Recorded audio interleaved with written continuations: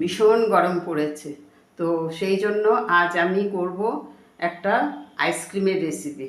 তো নিয়ে নিলাম বেশ কিছুটা কাঁঠালের কোয়া, পাকা কাঁঠালের কোয়া।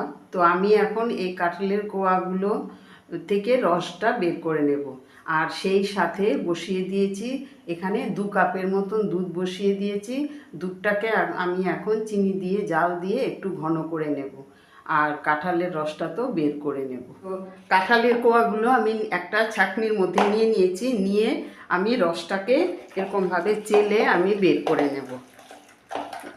এরকম ঘষে ঘষে আমি এই যে এরকমভাবে আমি কাঁঠালের রসটা বের করে নেব। আর সেই সাথে দুধটাও আমি ঘন করে রেখেছি, একদম ক্ষীর করে রেখেছি। তো এই দুধটাকেও রুম টেম্পারেচারে এনে তারপরে আমি আমার আইসক্রিমটা বসাবো। কাঁঠালের রসটাকেও একটুখানি চিনি দিয়ে জাল দিয়েছি, আর দুধটাকেও ক্ষীর করে একদম পুরো ঠান্ডা করে নিয়েছি। তো মিক্সচারটা আমার রেডি। এখন আমি এটাকে আইসক্রিমের মোল্ডের মধ্যে ভরে নেব।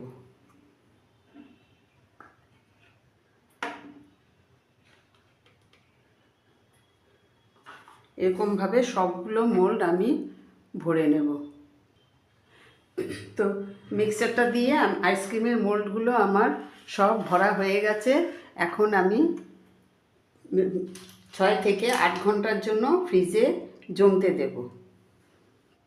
তো আইসক্রিমের মোল্ডগুলো আমার সব ভরা হয়ে গেছে, সেই সাথে আরও কিছুটা মিক্সচার থেকে গেছিলো। তো এরকম ছোট কাপের মধ্যেও আমি এগুলো সব ভরে নিয়েছি।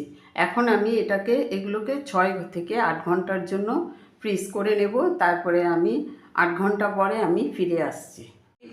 আইসক্রিমটাকে 8 ঘন্টা পরে ফ্রিজ থেকে বের করে নিলাম। এখন আমি কিছুক্ষণ এটাকে এমনিই রেখে দেব। কিছুক্ষণ পরে আমি এটাকে ডিমোল্ড করব। আমি এখন আইসক্রিমগুলোকে ডিমোল্ড করছি। তো আমার এই কাঁঠালের আইসক্রিমটা আপনাদের কাছে কেমন লাগলো আমি আমার দর্শক বন্ধুদের কাছে জানতে চাইব। আমি আপনাদের জন্যই আমি এই কাঁঠালের আইসক্রিমটা আপনাদের সাথে আমি শেয়ার করছি।